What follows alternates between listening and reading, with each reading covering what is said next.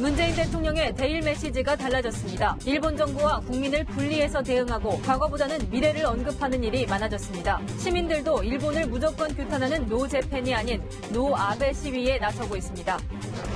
일본 화장품 회사 DHC가 만든 극우 방송은 오늘도 혐한 발언을 이어가며 한류도 필요 없다고 비꼬았습니다. 반면 DHC 코리아는 모든 비판을 달게 받겠다며 한국 비하 방송 중단을 요구하겠다고 밝혔습니다. 중국 정부가 홍콩 시위의 무력 진압 가능성을 시사한 가운데 홍콩과 마주하고 있는 중국 선전시 일대에 장갑차가 집결했습니다. 오늘도 홍콩 공항은 시위 여파로 항공편이 무더기 결항됐습니다. 서울구치소 수용자들이 수개월간 몰래 들여온 담배를 나눠 피운 사실이 드러났습니다. 담배가 담긴 껌통 한 개는 최고 50만 원에 암거래된 것으로 알려졌는데 구치소 측은 반입 경로를 밝혀내지 못하고 있습니다. 단독 보도합니다. 재판을 마친 뒤 시민에게 머리채를 잡힌 고유정이 이 정도는 감내하겠다고 말한 것으로 확인됐습니다. 당초 고유정 변호를 맡으려 했던 판사 출신 변호사는 비난 여론에 결국 변론을 포기했습니다.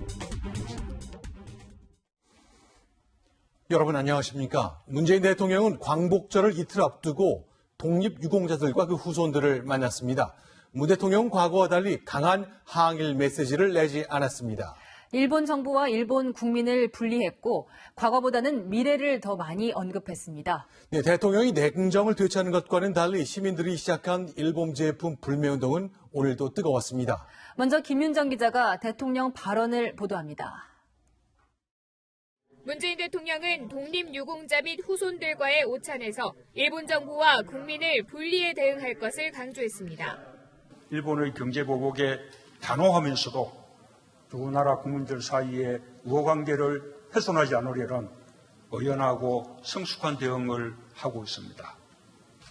그 길을 내세우며 일본 전체를 타깃으로 삼았던 이전 발언과는 확연히 달라진 부분입니다.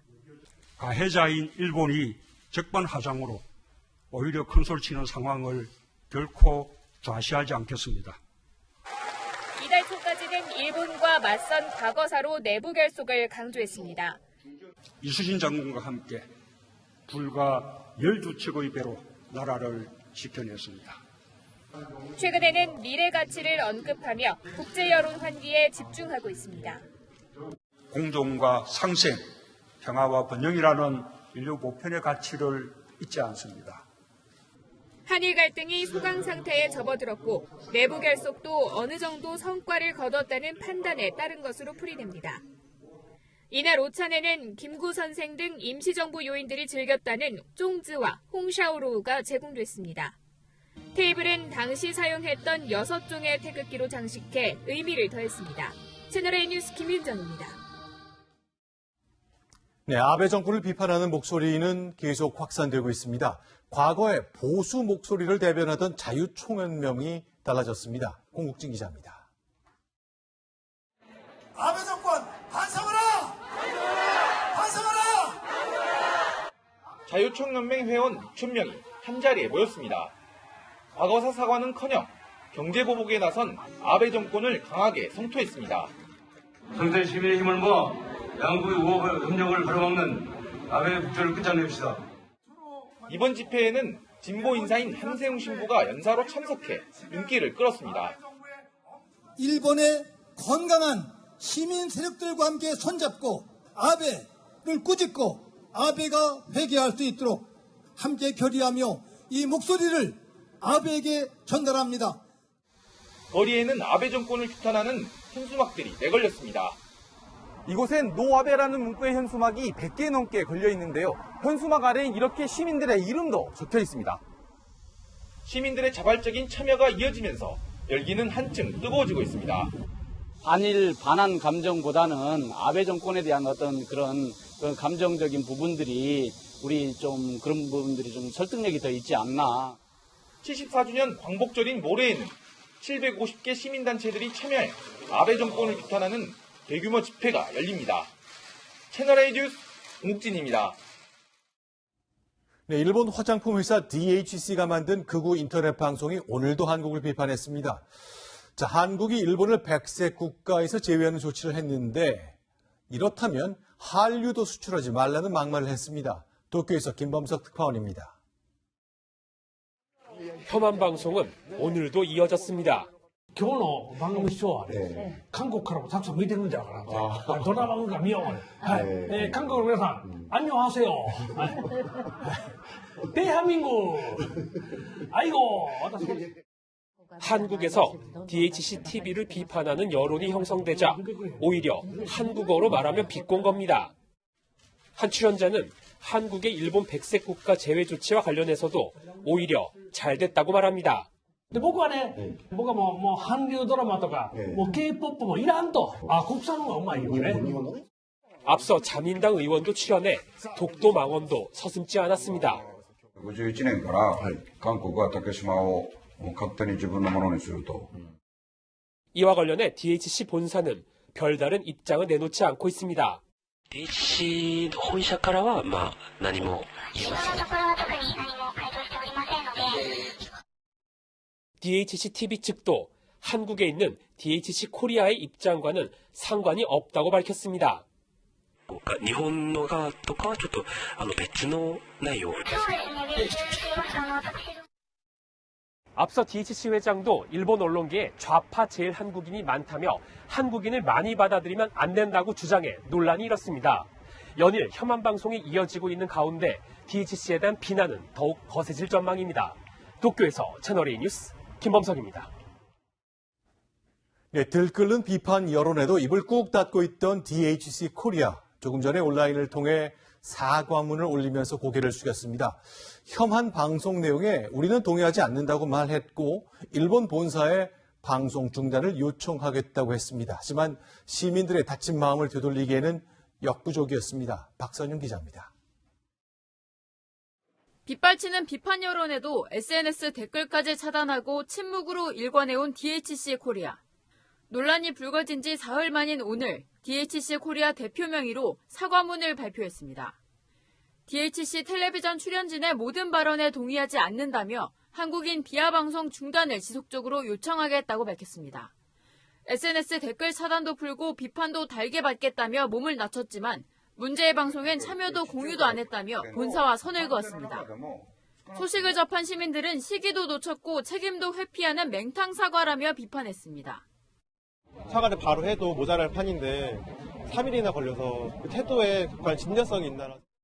그런 태도로 계속 나온다고 하면 그냥 모든 매장에서 다 DHC 제품을 빼야 되는 게 아닌가. DHC 제품 불매 운동은 오프라인을 넘어 온라인 매장까지 급속히 확산되고 있습니다. 신세계와 롯데 계열 온라인 숍들이 판매 중단에 가세했고 DHC 제품 전시를 중단한 화장품 편집 매장 올리브영에는 판매 중단을 선언하라는 시민들의 요구가 빗발쳤습니다. SNS에선 DHC 제품을 폐기하는 인증 사진을 올리며 불매 동참을 호소하는 시민들이 잇따랐습니다. 채널A 뉴스 박선영입니다. 네, 관련된 일본 기업들 일부지만 혐한 발언 그리고 돌출 행동이 계속 도를 넘고 있습니다. 어제 오늘 일이 아니라고 하는데요.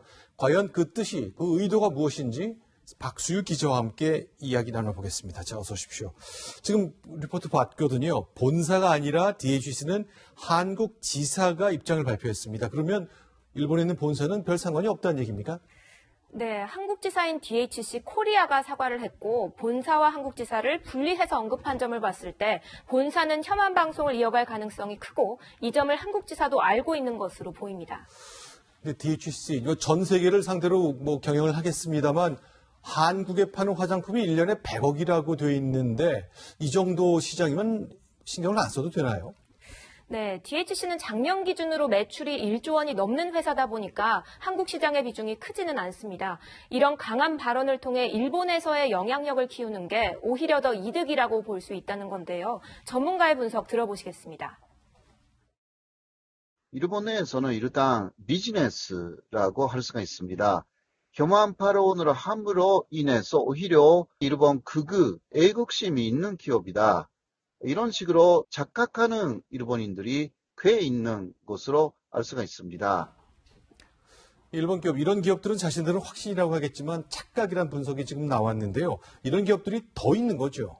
예, 맞습니다. 아파라고 이 도쿄에만 67개의 호텔을 운영 중인 대형 호텔 체인의 대표는 본인이 직접 일본군 위안부와 난징 대학살을 부정하는 책을 내놨습니다. 이 책을 객실 내부에 비치하는가 하면 호텔 프런트에서 판매까지 해왔는데요. 책 내용을 살펴보면 위안부는 자발적으로 돈을 벌기 위해 나선 것이다. 이런 역사 왜곡이 가득 적혀 있다고 합니다. 또 한국에서도 인기가 많은 애니메이션이죠. 에반게리온의 작가가 이 평화의 소녀상을 비하해 논란이 일기도 했습니다. 자신의 SNS에 소녀상이 조형물로서의 매력도 없고 지저분하다. 한국인들은 내 신작을 보지 말라고 해도 볼 거다. 이런 식으로 팬들을 무시하는 글까지 올렸습니다. 자, 그렇다면 이제 우리 시민들의 불매운동 시작됐습니다만 어떤 대응이 필요한 거죠? 네. 이 같은 혐한 목소리가 근데 일본인 대다수에게서 나오는 건 아닙니다. 최근 방탄소년단이 일본에서 해외 남자 가수 중 최초로 싱글 100만 돌파 인증을 받았을 정도인데요. 많은 일본인들이 정치와 한국을 분리해서 생각하기 때문입니다. 하지만 혐한 목소리가 커질수록 이 한일 관계에 관심이 없는 일본인들에게도 영향을 줄 수 있다는 점이 위험한 건데요. 네. 적극적으로 극우 행동이나 혐한 발언을 하는 곳들과 이 전범 기업들을 중점적으로 타겟 삼아서 더 전략적으로 불매운동을 펼쳐야 한다는 목소리가 높아지고 있습니다. 네, 여기까지 듣겠습니다. 박수유 기자였습니다. 제10호 태풍 크로사가 일본을 향해 올라오고 있습니다. 광복절인 모레에는 일본 히로시마 근처에 상륙해 일본 열도를 관통할 전망입니다. 우현기 기자가 보도합니다. 최대 풍속 초속 35m의 강풍을 동반해 세력을 한층 키운 10호 태풍 크로사. 오늘 오전 강도가 중에서 강으로 커진 뒤 일본 가고시마 남동쪽 해상에서 일본을 향해 북상 중입니다. 일본에서는 크로사가 상륙하기도 전 6명이 해안가에서 사망 또는 실종되는 등 인명피해가 속출한 상황. 기상청은 크로사가 광복절인 모레 오후 일본 히로시마 근처에 상륙해 내륙을 관통할 것으로 보인다고 밝혔습니다. 한국인 관광객이 많은 오사카도 태풍의 예상 영향권에 들어 있습니다. 태풍 크로사는 한반도 일부 지역에도 강풍과 함께 많은 비를 뿌릴 전망. 울릉도와 독도는 최대 풍속이 초속 30m를 넘는 강풍이 예보됐고 강원 남부와 경북 북부는 내일 낮부터 비가 내리기 시작해 모레까지 최대 250mm의 비가 예보됐습니다. 채널A 뉴스 우현기입니다. 러시아 군 기지에서는 핵미사일을 개발하다 폭발 사고가 났습니다. 방사능이 퍼졌을 수도 있는데 러시아 정부는 입을 닫고 있습니다. 한수아 기자가 보도합니다. 러시아 세베로도빈스크 군사기지에서 폭발이 일어난 것은 현지 시간 8일. Трое находятся в госпитализации. У них травмы средней тяжести. В основном это переломы. 당시 기지에선 소형 원자로를 동력원으로 탑재한 신형 미사일의 테스트가 진행 중이었습니다. 방사능 유출 가능성이 퍼지면서 인근 주민들은 불안감을 감추지 못하고 있습니다. Выводит среднюю вот здесь. Вот это среднее. Главное, это вот это красное. А это мгновенное значение, оно может быть разное. Оно очень сильно разнится бывает. 전문가들은 폭발 9일 만에 공개한 체르노빌 원전 사고를 떠올리게 한다며 우려를 표시했습니다. 이번에도 러시아 당국은 폭발 사실을 숨기다 외신들이 관심을 보이자 공개했습니다. Была авария, которая на военном полигоне, которая, скорее всего, связана с выбросом радиоактивных веществ в атмосферу, и что в городе в 30 километрах от места этой аварии. 이에 앞서 지난 5일과 9일에도 러시아의 다른 군사기지에서 폭발 사고가 일어났습니다. 이 역시 자세한 폭발 경위를 러시아 당국이 밝히지 않고 있어 의문이 증폭되고 있습니다. 채널A 뉴스 한수아입니다. 머리채 잡힌 것 정도는 감내하겠다. 어제 첫 재판을 마친 고유정이 한 말입니다. 자신의 범행에 대해 시민들이 이렇게 화나 있는데 교도소 생활은 어떨까요? 이다혜 기자가 취재했습니다. 재판을 마친 고유정이 호송차에 오르려는 순간 한 시민이 고유정의 머리채를 잡습니다.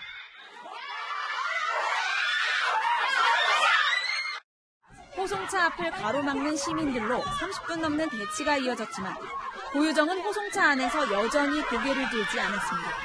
하지만 변호인 접견에선 담담하게 당시 심경을 전했습니다. 머리카락이 한 줌은 빠진 것 같다며 고통을 호소하면서도 머리채 잡힌 것 정도는 감내할 수 있다고 말한 겁니다. 고유정은 교도소에서 잘 지내는 걸로 알려졌습니다.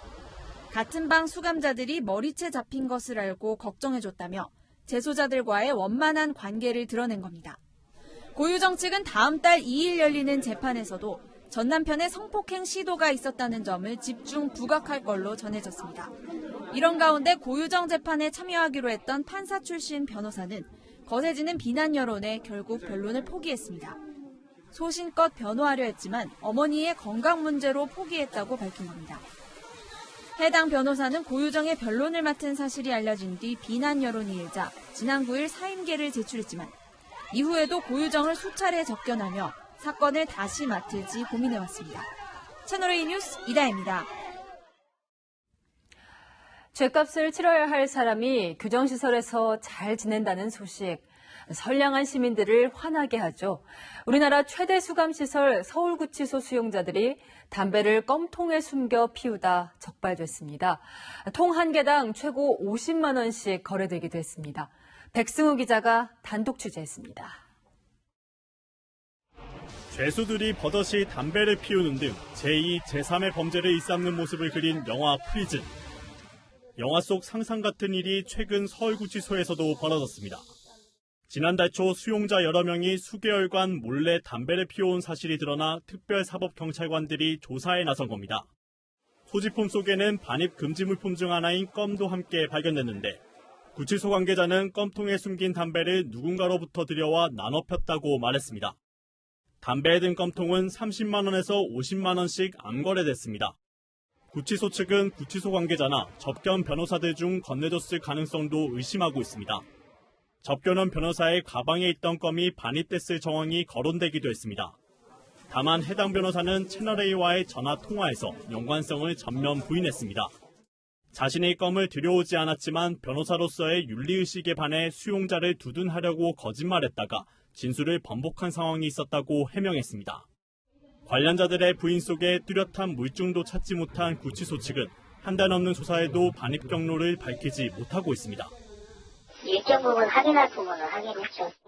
부인하고 이러고 있고 자백하는 사유도 있고 이게 수사 중인 사안이에요. 서울구치소 측은 수개월에 걸쳐 수용자 여러 명이 연관돼 있는 사안의 심각성을 고려해 이례적으로 검찰에 수사 의뢰하는 방안도 검토 중입니다. 채널A 뉴스 백승우입니다. 네, 조국 법무장관 후보자는 30년 전쯤 이른바 산호맹 사건으로 구속돼 5달 동안 수용 생활을 했습니다. 그래서 8년 전에 나는 청문회 통과 가능성이 없다고 스스로 말했었죠. 저희 채널A는 1990년대 초반 당시 1, 2, 3심 판결문 그리고 조 후보자가 만든 산호맹 기관지를 분석해봤습니다. 먼저 이민찬 기자가 보도합니다. 조국 후보자가 연루된 산호맹 사건 판결문입니다. 조 후보자가 산호맹 산하 남한사회주의과학원 이른바 사과원에서 8개월간 활동하며 어떤 일을 했는지 적혀 있습니다. 1991년 7월 당시 서울대 대학원생이었던 조 후보자는 사과원에서 운영위원 겸 강령 연구실장을 맡았고 최 선생, 고 선생, 정성민 등 3개의 가명으로 활동하며 산호맹 기관지 우리사상 2호의 제작과 판매를 주도했습니다. 480페이지 분량의 우리사상 2호에는 1994년까지 남한사회주의 노동자당을 건설하는 것을 목표로 산호맹이 어떤 일을 해야 하는지가 담겨 있습니다. 남한사회에서 혁명은 무장봉기 없인 승리를 기약할 수 없다거나 당 건설을 위해 빨치산, 남로당, 인혁당 등의 활동가를 하나로 모아야 한다는 주장이 등장합니다. 1, 2, 3심 모두 조 후보자의 국가보안법 위반 혐의를 인정했지만 국가 전복을 기도한 반국가단체 활동으로 본 1심과 달리 2심 재판부와 대법원은 이론 기초만 제공한 이적단체 활동으로 규정했습니다. 조 후보자의 형량은 징역 1년에 집행유예 2년으로 낮아졌고 이 과정에서 조 후보자는 5개월간 구치소 수감 생활을 했습니다. 채널A 뉴스 이민찬입니다. 네, 조국 후보자는 국가보안법 위반 전력은 있지만 김대중 정부 때 사면되고 복권돼 문제가 없다는 생각입니다. 또 산호맹 가담도 정도가 약했다는 주장을 폈습니다.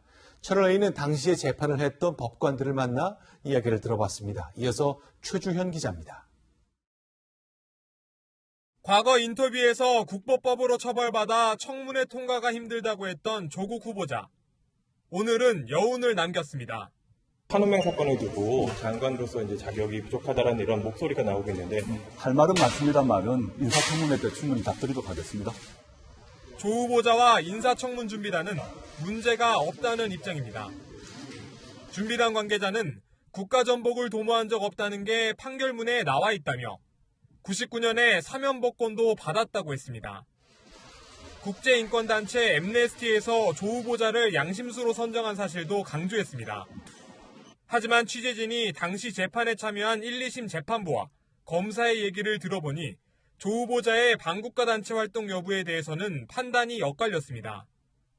2심 재판부는 반국가단체 산호맹을 도왔다고 반국가단체 활동을 한 건 아니다라고 했지만 1심 담당 판사는 활동에 큰 차이가 없다고 했습니다. 공소유지를 맡은 검사도 산호맹의 공부 모임이 사과원인데 두 단체를 분리해서 봐야 하냐고 반문했습니다. 한국당은 법무장관으로 결격 사유라며 지명 철회를 요구했습니다. 법을 지키겠다고 하는 확고한 신념뿐만 아니라 그에 맞는 처신과 행동을 해야 합니다. 그런 점에서 부적격하다는 판단 때문에 민주당은 군사정권에 맞선 민주주의 열정을 폄하하지 말라며 엄호에 나섰습니다. 채널A 뉴스 최주현입니다. 네, 경북 구미시의회에서 여야가 욕설을 주고받는 모습이 생방송으로 고스란히 노출됐습니다. 박정희 전 대통령의 고향인 구미에서 열리는 행사의 예산 때문이었습니다. 의원들 자질 논란이 뜨겁습니다. 배유미 기자입니다. 회의 도중 한 의원이 자리를 박차고 일어납니다. 뭘로 힘들어 어떻게 합니까? 앉아 있는 거 아니잖아. 그럼 아니 말씀하시면 얘기야. 야, 이 자식이 왜 이렇게 얘기야? 두 의원은 반말과 욕설을 내뱉으며 싸움을 벌입니다. 의장은 다급히 정회를 선언합니다. 의원들이 싸우는 모습은 의회 인터넷 방송과 지역 케이블 방송으로 그대로 생중계됐습니다. 싸움은 구미시가 예산을 지원하는 대한민국 정수대전이 발단이 됐습니다. 정수대전은 박정희 전 대통령과 유경수 여사의 이름을 딴 행사로 매년 사진과 서예, 미술 3개 분야를 시상합니다. 여당 의원이 예산 전액 삭감을 주장하자 야당 의원이 맞서는 과정에서 감정이 고조된 겁니다. 논란이 커지자 두 의원은 감정을 이기지 못하고 물의를 일으켰다고 사과했습니다. 하지만 시민단체들은 두 의원의 자질이 의심스럽다며 윤리위 회부 등 징계를 요구하고 있습니다. 채널A 뉴스 배유미입니다. 네, 주한 러시아 대사관 소속 외교관이 만취 상태에서 운전을 하다 덕수궁 돌담길에서 사고를 냈습니다. 다행히 다친 사람은 없었는데요. 외교관은 면책 특권을 내세우며 현장을 빠져나갔습니다. 사공성근 기자입니다. 가로수와 화분을 잇따라 들이받은 승용차가 견인차에 실려갑니다. 번호판에 외교라는 글자와 6자리 숫자가 보입니다. 출동한 경찰이 조사했더니 운전자는 주한 러시아 대사관 소속 40대 외교관인 A씨. 면허 취소 수준을 훌쩍 넘은 혈중 알코올 농도 0.289% 상태에서 운전대를 잡은 것으로 조사됐습니다. 외교관 면책 특권을 내세우며 음주 측정 확인서에 서명을 거부한 A씨는 러시아 대사관 직원들과 함께 자리를 떠납니다.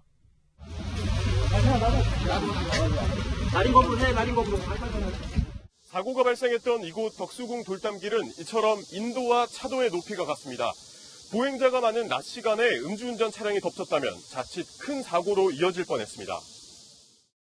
파손된 가로수와 화분도 도로가 아닌 인도에 놓여 있었습니다. 사고 지점에서 러시아 대사관까지 거리는 불과 200m 정도. 러시아 대사관 측은 외교관이 저지른 사고임에도 별다른 해명을 내놓지 않았습니다.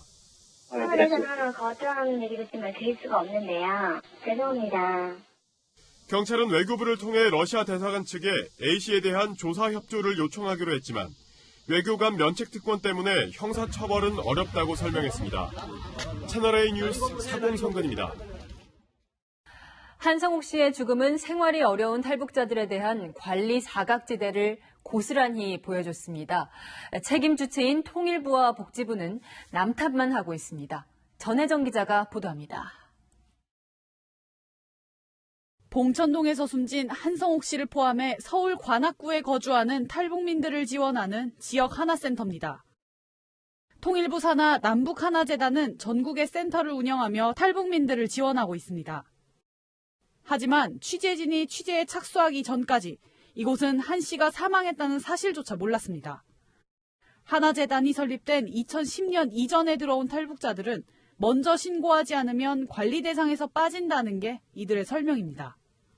저희가 2010년도에 생겼거든요. 뭐가 필요해서 여기에서 이용하거나 이렇게 하시면 되는데 이분 같은 경우는 하나센터 생기기 전에 오셔서 저소득층 위기 가정을 돌보는 보건복지부는 한 씨가 월세와 가스비를 못 내는 등 위험 신호를 보냈는데도 챙기지 못했습니다. 지자체나 남북하나재단이 통보하지 않으면 알 수 없다고 책임을 떠넘깁니다. 지자체에서 전달하는 분들이 우선으로 일단 발굴하는 게 목적이고요. 그러니까 탈북민 같은 경우는 이제 하나센터를 통해서 지원하는 게 더 지금까지 진행이 됐던 거고요. 저희가 그걸 100% 뭔가를 찾아낼 수는 없어요. 통일부 관계자는 오늘 하나센터 상담사와 제대로 연결되지 않아 한 씨에 대한 지원이 이루어지지 않았다며 지원 사각지대를 다시 점검하겠다고 말했습니다. 채널A 뉴스 전혜정입니다. 광복절을 이틀 앞둔 오늘 일본과의 여러 가지 이슈 이어서 짚어보겠습니다. 우리 정부가 후쿠시마 원전 오염수 방출 문제에 적극 대응하기로 했습니다. 일본은 올림픽이 열릴 도쿄 인근 해상공원의 수질까지 문제가 되면서 바다 관련 논란이 끊이질 않고 있습니다. 김유빈 기자입니다. 후쿠시마 원전 오염수 문제에 결국 외교부가 칼을 빼들었습니다. 일본 정부를 향해 오염수 바다 방출과 관련해 구체적인 입장과 정보를 공개하라고 압박한 겁니다. 국제기구, 그다음에 태평양 연안국가들과도 긴밀히 협력할 예정입니다. 후쿠시마 원전 오염수 방출 문제에 적극 대응해 나가고자 합니다. 후쿠시마 바다와 함께 최근엔 도쿄 인근 바다도 논란이 되고 있습니다. 도쿄올림픽을 1년 앞두고 도쿄 오다이바 해상공원에서 치러진 테스트 이벤트에서 심각한 수질과 수온 문제가 대두된 겁니다.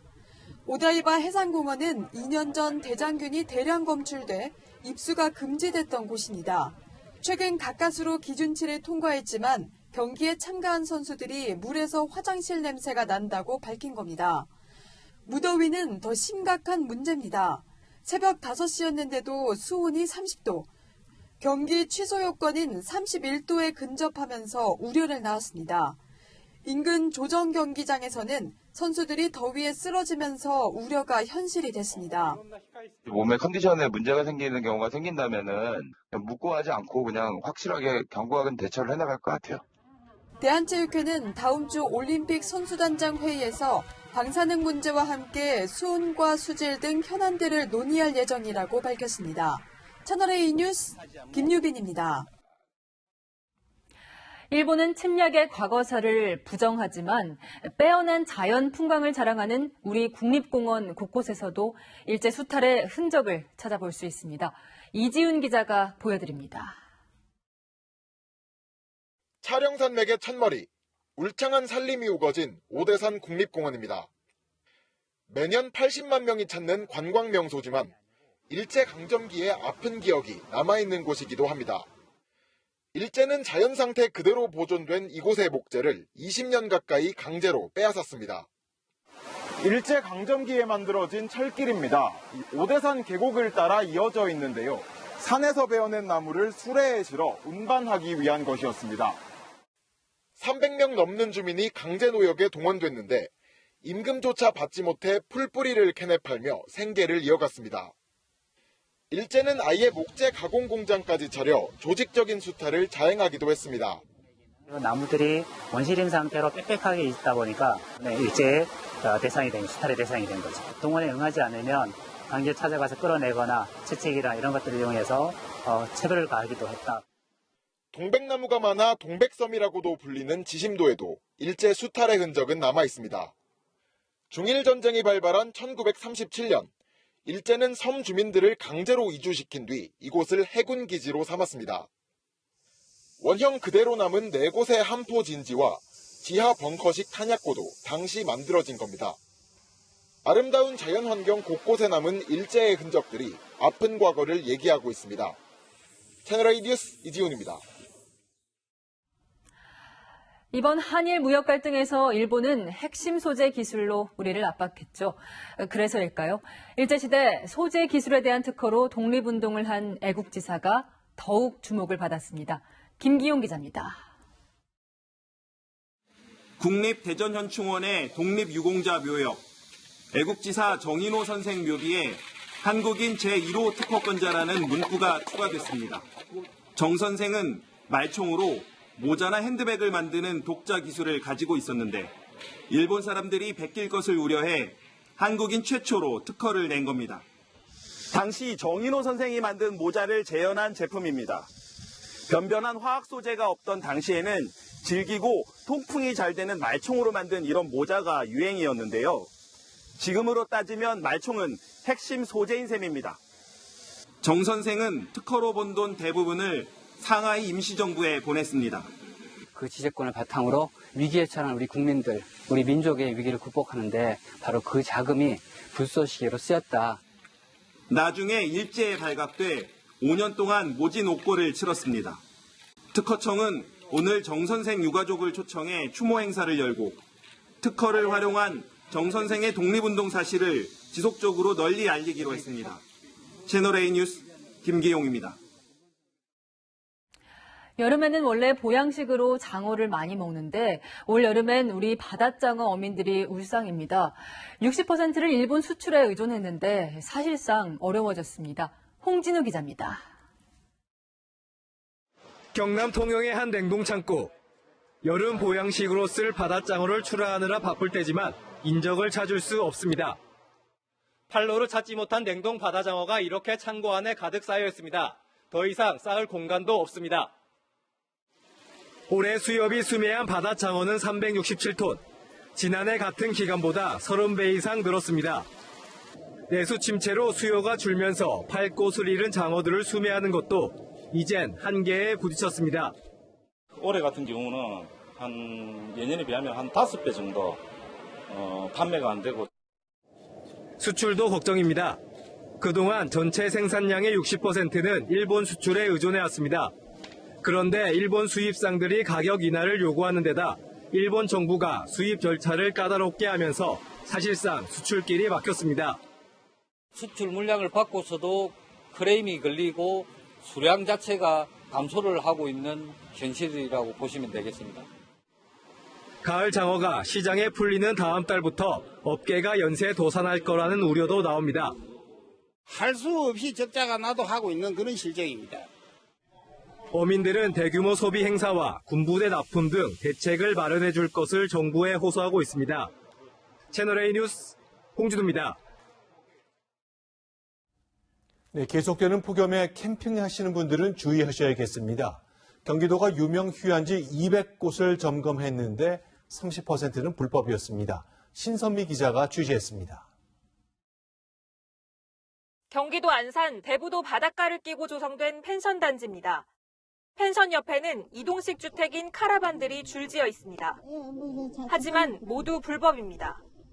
카라반을 설치해 운영하려면 야영장으로 등록을 해야 되지만 이 업체는 등록 절차 없이 고객들을 유치하다 적발됐습니다.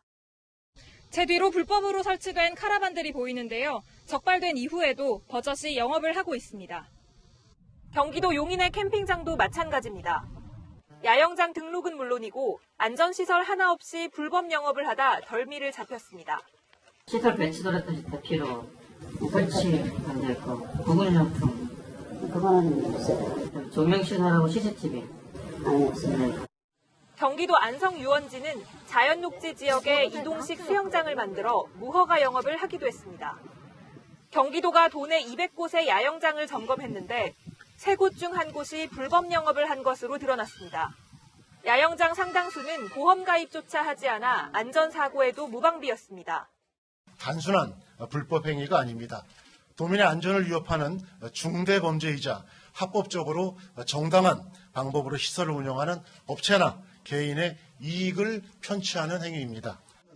경기도 특별사법경찰단은 적발된 업체를 형사 입건하고 사건을 검찰로 넘길 예정입니다.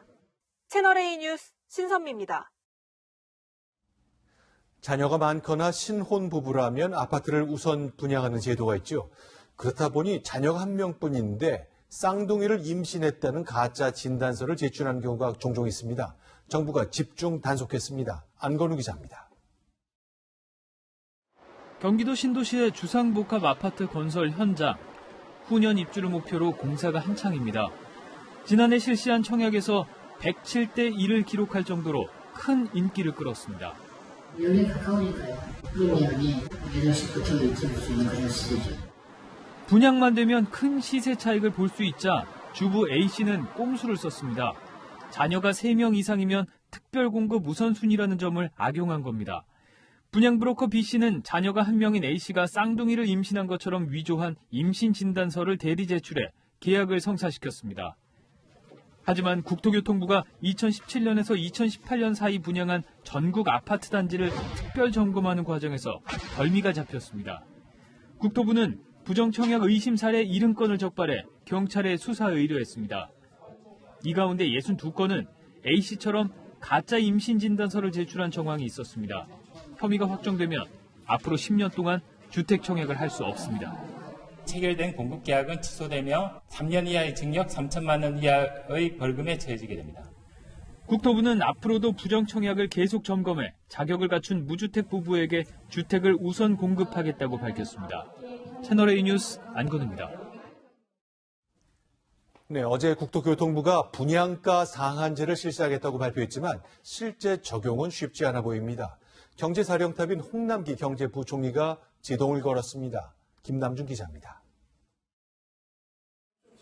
국토교통부는 어제 분양가 상한제 개편안을 발표하면서 정작 적용 시기를 확정하지 못했습니다. 어느 지역을 지정할지 언제 지정할지는 시장 상황을 이제 고려해서 판단할 문제이기 때문에 이런 애매한 태도의 배경에는 홍남기 경제부총리가 있었습니다. 홍 부총리는 국토부 발표 직후 제도 개선이 1단계, 실제 적용이 2단계인데 별도의 관계부처 협의가 필요하다고 못 박았습니다. 분양가 상한제를 시행하려면 기획재정부와 협의를 거쳐야 한다는 점을 분명히 한 겁니다. 홍 부총리는 분양가 상한제 발표를 앞두고 7월부터 세 차례 김현미 국토부 장관과 만났습니다. 이때마다 홍 부총리는 불안한 경제 상황을 언급하며 주택 공급량 축소 등 분양가 상한제 시행 시 나타날 부작용에 대한 우려를 전달했습니다. 여당에서도 속도 조절론이 나옵니다. 신중에 신중에 더해서 이 정책을 만들고 또한 적용해 나갈 것이라는 점을 말씀드리겠습니다. 다만 국토부는 제도 시행 전 관계부처와 협의는 늘 해오던 일이라며 확대 해석을 경계했습니다. 정부 부처의 엇박자로 오히려 시장 불확실성이 더 커지고 있다는 지적이 나옵니다. 채널A 뉴스 김남준입니다. 오늘 청해부대 강감찬 함이 출항했습니다. 일단 목적지는 소말리아 아덴만인데 중동의 호르무즈 파병에도 대비해서 떠났습니다. 최선 기자입니다.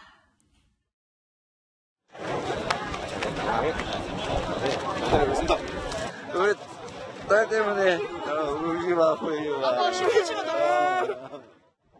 가족과 동료를 뒤로하고 청해부대 30진을 태운 강감찬 함이 부산 작전기지를 떠납니다. 일단 뱃머리는 소말리아 아덴만을 향했지만 목적지가 호르무즈 해협으로 바뀔 가능성도 있습니다. 실제로 강감찬함 부대원들에게 작전 지역이 임무 중 변경될 수 있다는 공지가 내려간 것으로 전해졌습니다. 임무 변경에 대비한 사전 준비도 마친 것으로 확인됐습니다. 청해부대로는 처음으로 적 무인기를 탐지, 격추하는 훈련을 지난달 말부터 서너 차례 실시했습니다. 최근 미국과 이란이 서로 무인기 격추전을 벌이고 있는데 이를 대비한 것으로 보입니다. 대잠 무기도 보강에 떠났습니다. 해적 소탕이 주임무인 아덴만과 달리 호르무즈에서는 30척이 넘는 이란 잠수함을 상대할 수 있기 때문입니다. 기본적으로 강감찬 함에는 장거리 대잠어뢰, 홍상어 1발을 비롯해 슈퍼 링스 헬기 2발 등 경어뢰인 청상어 8발이 탑재됩니다. 또 호르무즈 해협의 유조선들이 바닷속 지뢰인 기뢰에 당했던 만큼 수중탐지 기능도 강화했습니다. 만반의 준비는 끝냈지만 국방부는 아직 파병 여부는 알 수 없다고 밝혔습니다. 채널A 뉴스 최선입니다. 세계 3대 테너. 이 엄청난 권위와 영향력으로 30년간 성추행을 했다. 플라시도 도밍고가 성추행 의혹에 휩싸였습니다. 김단비 기자입니다.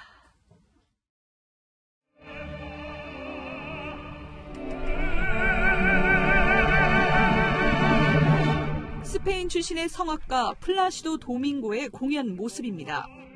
루치아노 파바로티, 호세 카레라스와 함께 세계 3대 테너로 꼽힙니다. 이런 가운데 도밍고가 지난 30년간 권위와 영향력을 이용해 음악계 여성들을 성추행했다고 AP통신이 보도했습니다. 성추행 피해를 입었다고 주장하는 여성은 9명입니다. 갑자기 입을 맞추는 등 성추행을 서슴지 않았다는 겁니다. 또 도밍고의 성적 요구를 거부하면 오페라 배역이 바뀌는 등 불이익을 받았다고 주장했습니다. And he would come up to me this close and he would say, Patricia, do you have to go home tonight?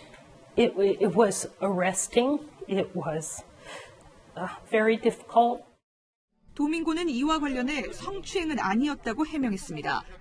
도밍고 측은 이름을 밝히지 않은 여성들의 주장은 당황스럽고 구체적이지 않다면서 서로가 동의한 성접촉이라고 주장했습니다. 채널A 뉴스 김단비입니다.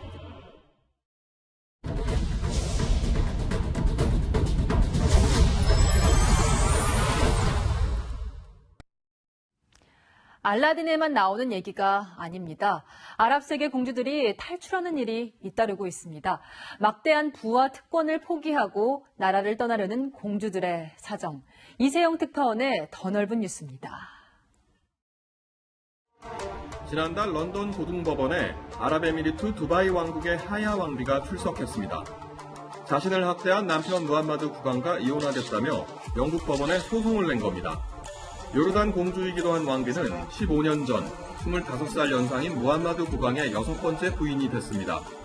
And his Highness answered, he believed he had achieved only about 7%.